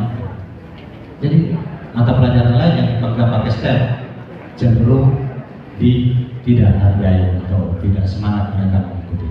Next, nah Bapak Ibu di STEM sendiri tidak ada sintaks yang baku. Beda dengan inquiry tadi, di 8 sintaknya ya. Project personality kalau nggak salah 7 atau problem juga 7. Nah, STEM tidak ada sintaknya. Bapak Ibu boleh buat sintak masing-masing. Bapak Ibu boleh bikin langkahnya masing-masing di STEM. Tidak ada sintak yang paten. Nah, ini menurut beberapa ahli. Ini IDP ini Persatuan Engineering Design Pro ini maksudnya ini cara yang biasa digunakan oleh insinyur engineering untuk melakukan semacam rekayasa atau pembuatan produk. Mereka dari bertanya, membayangkan, merencanakan dan membuat. Ini sintak yang dipakai engineering development process. Kalau kita mau merekayasa sesuatu, dia pakai sintak itu. Nah, ada juga menurut Mutiara, ini sintaks dia. Ada juga menurut ini semuanya Bapak Ibu bisa ambil dari internet.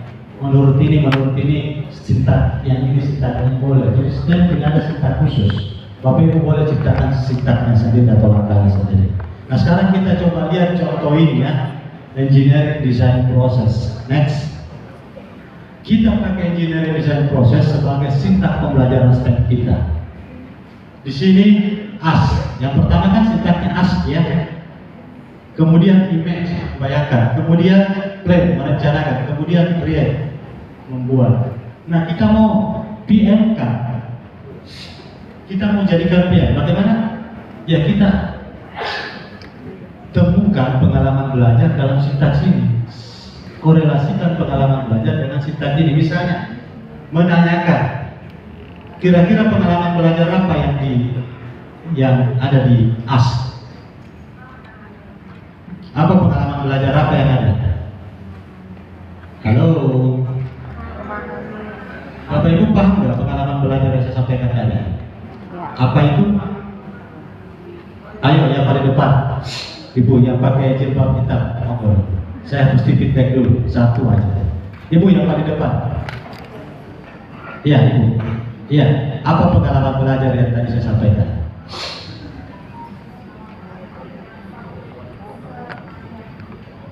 Enggak, apa tadi pengalaman, 3 pengalaman belajar yang mesti didapatkan dalam PM. Ada proses apa?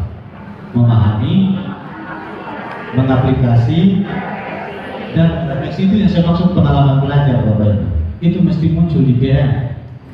Ya. Nah, sekarang kita korelasikan AS. Pengalaman belajar apa di AS? Itu maksud saya. Image, pengalaman belajar apa di image? Masih memahami, karena dia bisa membayangkan. Oh, saya mau bikin produk ini, saya mau bikin seismograf sederhana untuk mengantisipasi gempa atau mendeteksi gempa misalnya. Di sini kita lihat contohnya Bapak Ibu ya. Langsung saja contohnya di AS, peserta didik berdiskusi tentang gempa bumi. Jadi dia masih proses memahami, berdiskusi dari materi yang dieksplorasi guru. Kemudian peserta didik memahami tujuan pembelajaran, itu masih memahami. Kemudian sintak berikutnya membayangkan peserta didik membentuk kelompok beranggotakan 3-4 orang untuk merumuskan jawaban terhadap masalah. Itu masih proses memahami. Peserta didik memutuskan untuk membuat sesuatu dalam bentuk proyek bersama. Itu masih konteks memahami. Nah, sekarang pada konteks pengalaman belajar mengaplikasi itu sama dengan sintaks plan. Ya, sintaks plannya STEP. Peserta didik mengumpulkan data dan informasi.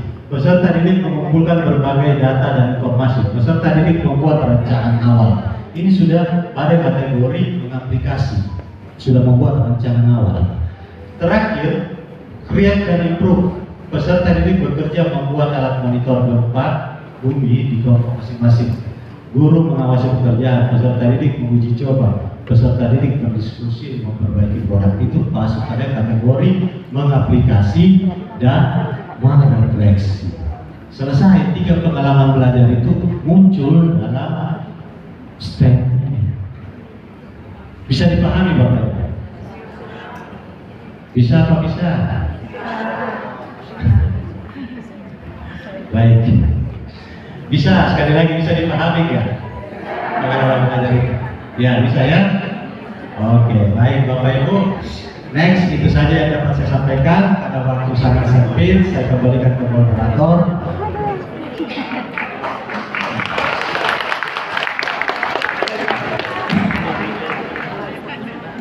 Mohon maaf yang sebelum saja jika ada yang kurang berkenan. Wabillahi taufiq wal hidayah. Wassalamualaikum warahmatullahi wabarakatuh. Terima kasih sekali lagi kasih atas kepada narasumber yang telah memberikan penjelasannya dengan gamblang, mudah dan sangat dipahami karena dengan memberikan contoh-contoh dalam pengaplikasiannya.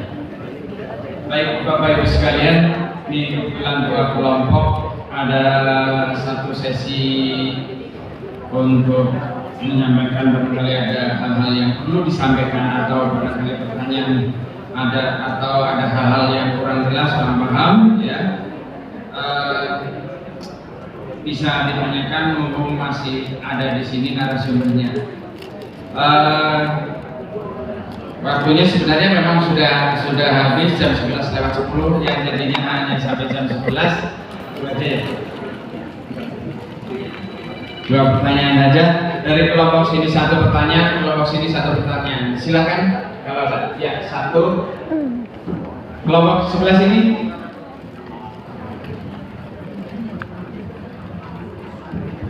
Oh cuma 1. Ya langsung saja. Cek. Baik, mohon maaf Bapak Ibu tidak sedikit walaupun waktunya sudah habis katanya. Terima kasih Pak Yusri. Sedikit saya bertanya untuk pembelajaran mendalam, di mana setiap guru yang memberikan pengajaran dengan anak-anak memiliki kesadaran, bermakna dan mengembirakan. Saya pikir semua insya Allah pelajaran bisa melakukan itu, seperti itu. Tetapi kemudian yang menjadi sebuah pertanyaan bagi Kalau PM udah kaya, seperti itu. Tapi kalau kemudian masuk pada STEM, di mana tadi Bapak ada mengatakan ketika itu dibuat blog, ya kan? Kemudian guru yang terlibat adalah guru yang tertera dalam pelajaran STEM. Kemudian guru lain yang tidak, kemudian ya sudah, kita ukang-ukang lagi aja, santai kayak gitu. Sementara kita sebagai kurikulum kan bikin jadwal, ya kan? Mau di blok bagaimanapun, artinya kita harus pikirkan, ini guru-guru yang tidak terlibat dalam STEM mau diapain? Kalau kita yang nggak ngajar, enak dong, tapi rasanya sedih banget, kok saya nggak ketemu murid kayak gitu. Jadi bagaimana mensiasati STEM itu supaya pada akhirnya tidak akan terjadi kekurangan, ketimpangan, di mana guru yang tidak terlibat dalam STEM dalam udah nggak usah kita ikutin siswa seperti itu. Udah selesai pelajaran ini aja yang gue nyenengin seperti itu. Akhirnya murid memandang setengah hati kepada beberapa pelajaran itu. Itu aja Bapak, terima kasih. Assalamualaikum warahmatullahi wabarakatuh. Terima kasih Ibu. Kita langsung saja. Baik, terima kasih Ibu. Pertanyaannya sangat kritis dan bagus sekali. Ibu pertanyaan konteks dengan kenyataan di lapangan. Seperti yang saya sudah sampaikan tadi, itu kan menurut ahli kekurangannya adalah yang lain kurang diminati siswa karena tidak mengerti STEM. Tapi kan saya sudah memberikan tadi satu contoh mata pelajaran agama boleh pakai eksperimental ini, ya kan? Itu pilihan juga, meskipun bukan STEM. Ya sebenarnya kita yang diharapkan ini adalah PM. STEM itu bagian dari PM. Iya kan? Jadi kalau yang 3 guru itu mau STEM, ya whatever dia STEM. Kita pakai experiential learning, kita pakai study case, kita pakai inquiry, kita pakai apa tadi? Contohnya project based learning. Guru-guru yang lain pakai yang itu, ya kan? Berarti yang lain juga PM kan? Ya seperti itu. Penjadwalannya pakai sistem blok, ya kan? Cuma 1 minggu 1 STEM aja, ya cukuplah 1 minggu 1 STEM aja. Nggak perlu semuanya bikin STEM, karena tidak mungkin semuanya dibikinkan STEM. Kalau yang tidak bisa masuk di STEM, ya kan tadi banyak PM yang lain, ya. Ada experiential learning, apalagi ada project based learning, ada problem based learning, ada inquiry, ada contextual learning, ada discovery learning, ada study case, apalagi yang lain pakai yang itu. Ya, mereka juga PM. Oke, Ibu bisa kembali? Oke, good. Terima kasih. Terima kasih Bapak. Kiranya itu ya, Ibu. Jadi tidak semuanya memang. Baik, Bapak Ibu sekalian yang saya hormati, masih ada 1 sesi lagi. Mohon Bapak Ibu sekalian tidak keluar dulu dari ruangan ini, dan sekali lagi saya ucapkan terima kasih ke Pak Yusri, dan saya kasih aplaus sekali lagi.